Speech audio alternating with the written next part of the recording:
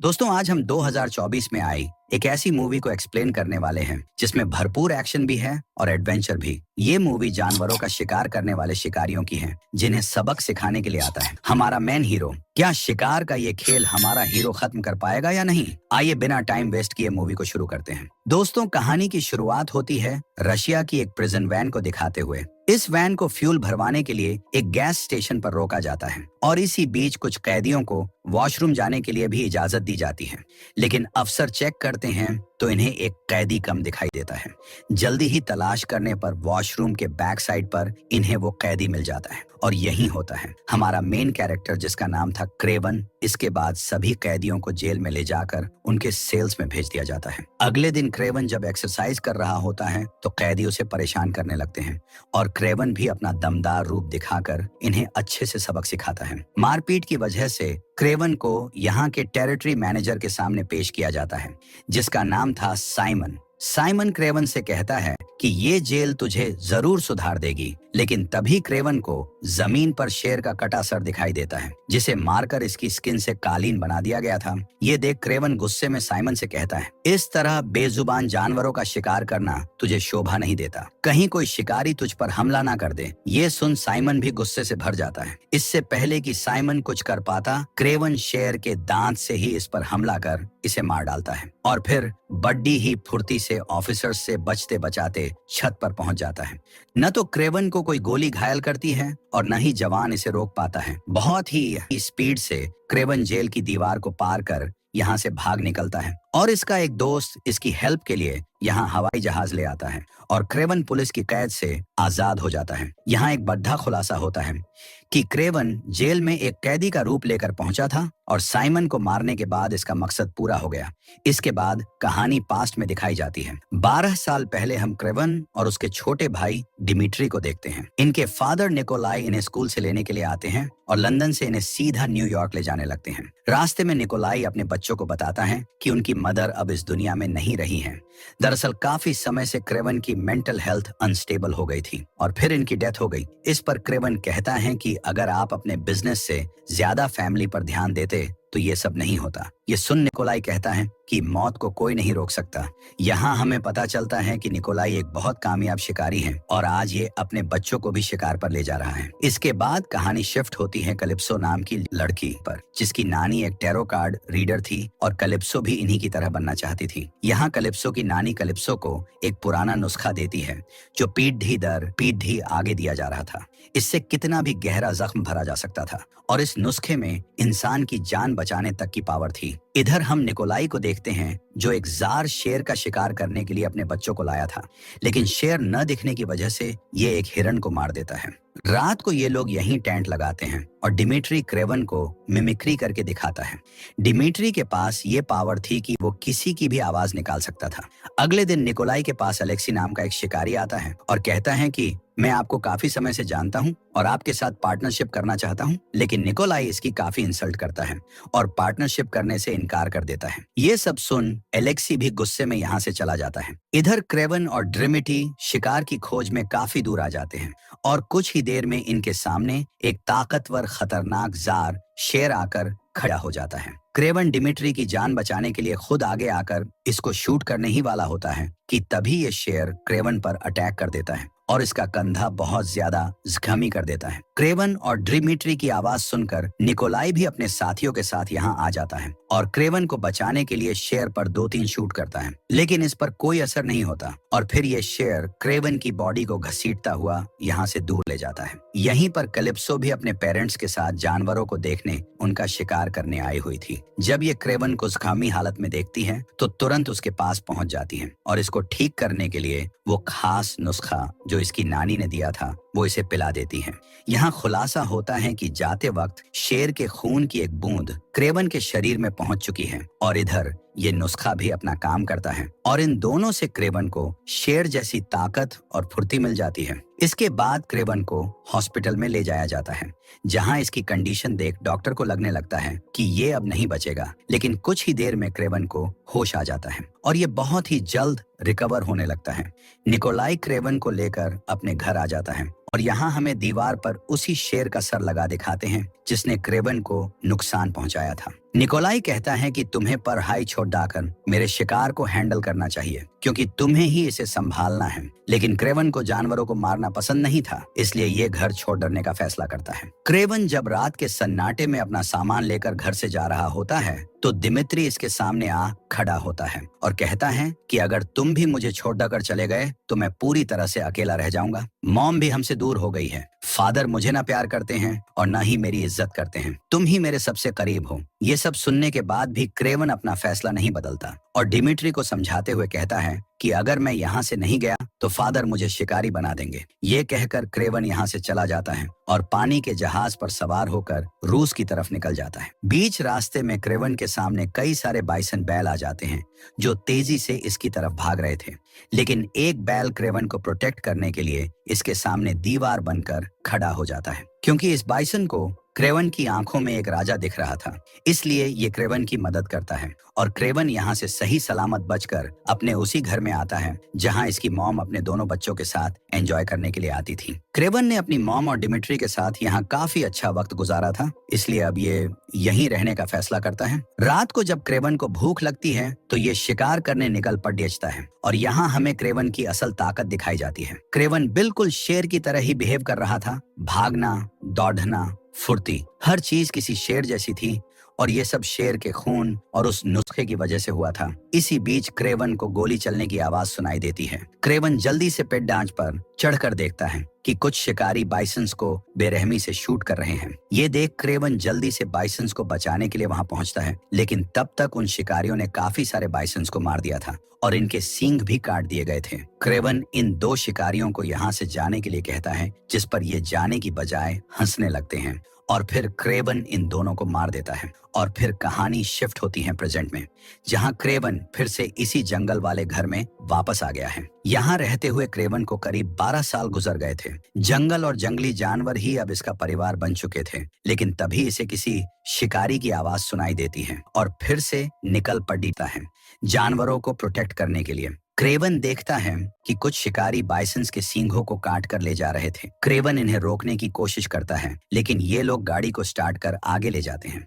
लेकिन क्रेवन भी कहाँ रुकने वाला था, ये भी बढ़ी फुर्ती से गाड़ी के पास पहुंच जाता है और एक एक कर सभी शिकारियों पर हमला करता है। क्रेवन इन लोगों को बड़ी बेरहमी से मौत की नींद सुला देता है और कुछ ही मिनट में सबको मारकर चैन की सांस लेता है। लेकिन चुपके से एक मेन बंदा यहाँ से निकलकर अपने ठिकाने पर पहुंच जाता है, जहाँ पहले से क्रेवन उसका इंतजार कर रहा था। क्रेवन इससे कहता है कि तेरे ग्रुप में तेरी कोई इज्जत नहीं है, बल्कि तेरे बॉस ने तो तेरा नाम इस नोटबुक में भी नहीं लिखा है। लेकिन तभी क्रेवन को इस किताब में इस आदमी का नाम दिख जाता है जो कि इसे एज अ हंटर रिप्रेजेंट कर रहा था, इसलिए क्रेवन इसे तुरंत मार देता है। अब यही हंटर्स क्रेवन का मकसद बन गए थे, जिन्हें क्रेवन जल्द से जल्द मारकर जानवरों को बचाना चाहता था। इसी बीच हमें कलिप्सो दिखाई जाती है, जिसकी माँ की आज ही डेथ हो गई थी। अपनी माँ को खोने के बाद कलिप्सो काफी ज्यादा दुखी होती है और तभी क्रेवन कलिप्सो से मिलने आता है और इसे कार्ड और वही कांच की बोतल देता है और साथ ही उस इंसिडेंट की भी याद दिलाता है जब कलिप्सो ने क्रेवन की जान बचाई थी। क्रेवन को जिंदा देख कलिप्सो बहुत खुश होती है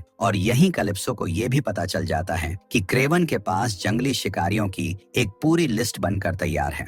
ये वही शिकारी थे जो जानवरों का शिकार करके उनके नाखून, सींग, स्किन को बेचकर अच्छा खासा पैसा कमा रहे थे। लॉयर कलिप्सो भी जानवरों को बचाने के लिए क्रेवन के मिशन में जुट जाती है, यानी अब ये दोनों मिलकर शिकारियों को मारने वाले थे। इसके बाद हमें मेन विलन अलेक्सी दिखाया जाता है, जिसे इसके आदमी बताते हैं कि क्रेवन नाम का एक आदमी हम जैसे शिकारियों को मौत के घाट उतार रहा है। अगर हमने उसे नहीं रोका तो वो सबको मार देगा। ये सुन अलेक्सी एक पुरानी गैंग के पास जाता है और कहता है कि क्रेवन ने तुम्हारे बॉस को तो मार दिया है, इसलिए मैं तुम्हारे बिजनेस को टेक ओवर करना चाहता हूँ।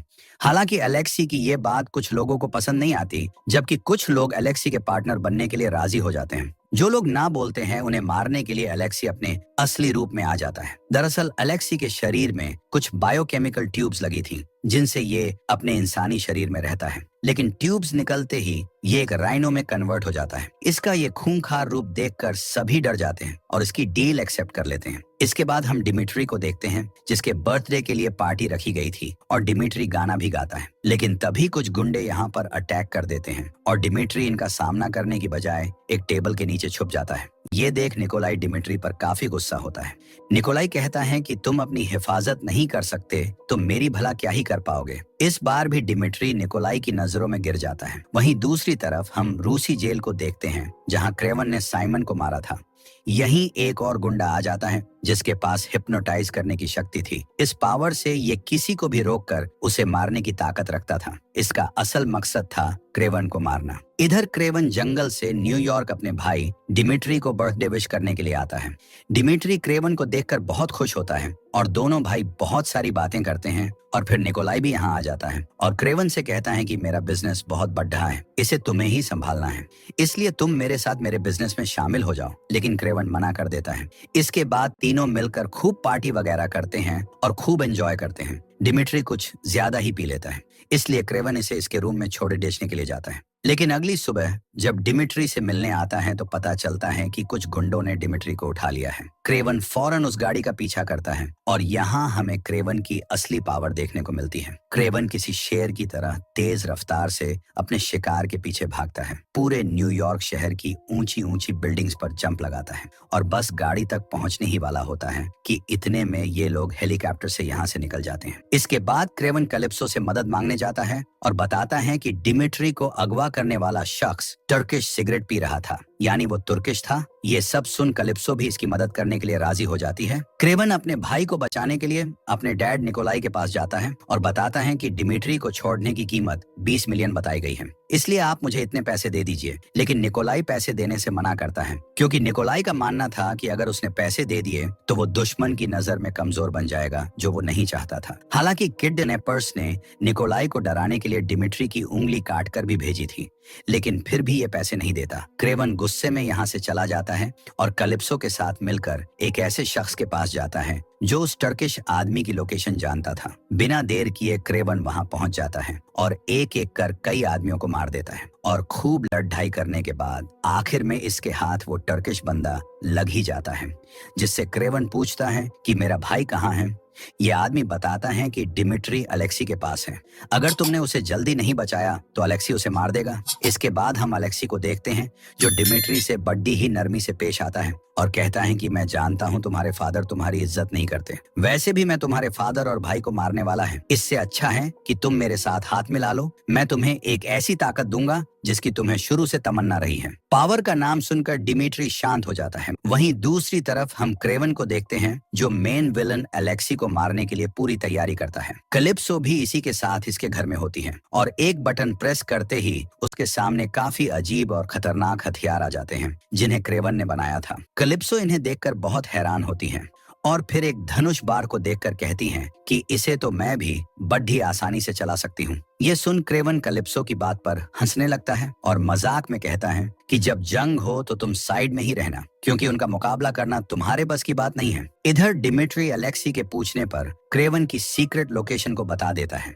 जिसके बाद अलेक्सी अपने आदमियों के साथ क्रेवन को मारने के लिए निकल पड़ता है और कुछ ही देर बाद ये लोग क्रेवन पर हमला कर देते हैं। इनकी तादाद ज्यादा थी जबकि क्रेवन अकेला था, लेकिन फिर भी ये इनका डटकर सामना करता है। क्रेवन के लिए जंगल ही उसका घर था और जानवर उसके दोस्त। जब क्रेवन अपने दुश्मनों को सबक सिखा रहा होता है तो कुछ जानवर क्रेवन की मदद करते हैं और इसके दुश्मनों को भी सबक सिखाते हैं। लेकिन फिर बारी आती है क्रिस्टोफर की, जिसके पास हिप्नोटाइज करने की पावर थी। ये क्रेवन पर थोड़ा भारी पड़ रहा है और इसे बड़ी बुरी तरह से मारने लगता है। क्रेवन की जान बस जाने ही वाली थी, लेकिन तभी यहाँ कैलिप्सो आ जाती है और एक तीर सीधा क्रिस्टोफर के सर में उतार देती है। इसके बाद हम अलेक्सी को देखते हैं, जिसे अभी भी यही लग रहा था कि इसके आदमियों ने क्रेवन को मार दिया है। यही सोचकर ये खुशी मनाता है, लेकिन इसकी ये खुशी जल्द ही दुख में बदल जाती है जब ये देखता है कि बाइसन्स का एक ग्रुप भागता हुआ इनकी गाड़ियों की तरफ आ रहा है। ये सभी भैंसे इन कारों को जोरदार टक्कर मारते हैं, लेकिन अलेक्सी इस टक्कर से पहले ही अपनी ट्यूब्स खोलकर एक राइनो यानी गेंडे में कन्वर्ट हो जाता है। इसी बीच क्रेवन भी यहाँ आ जाता है और फिर शुरू होती है असली जंग, जहाँ क्रेवन अलेक्सी को मारने के लिए अपने कई हथियार और पावर इस्तेमाल करता है, लेकिन कोई फायदा नहीं होता क्योंकि अलेक्सी की मोटी छमद्दी और गेंडे जैसी ताकत के सामने इसके हथियार बेजान नजर आ रहे थे। लेकिन फिर भी क्रेवन हार नहीं मानता और किसी भी तरह अलेक्सी को मारने की कोशिश करता है, लेकिन अलेक्सी हार मानने को राजी नहीं था और हम देखते हैं क्रेवन क्रेवन भी अब अलेक्सी की ताकत के सामने कमजोर पड़ रहा है। इसी का फायदा उठाकर अलेक्सी पूरी बस उठाकर क्रेवन के ऊपर फेंक देता है, लेकिन शेर की फुर्ती रखने वाला क्रेवन नीचे से निकलकर अलेक्सी के पेट में एक रोड डाल देता है। ये पेट की वही जगह थी जहां अलेक्सी अपनी ट्यूब्स इंसर्ट करता था, इसलिए इसकी पावर थोड़ी सी कम हो जाती है, पर यह पूरी तरह से निढाल नहीं होता। इसे खत्म करने के लिए क्रेवन अपने दोस्तों यानी भैंसों को वापस बुला लेता है और भैंसे आकर अलेक्सी को जोरदार टक्कर मारते हैं और इसे बहुत ज्यादा जख्मी कर देते हैं। इस पर चढ़ चढ़ाकर इसकी हड्डियों का चूरा बना देते हैं। मरते वक्त अलेक्सी क्रेवन से कहता है कि तुम्हें नहीं पता है कि इस पूरे खेल का मास्टरमाइंड कौन है।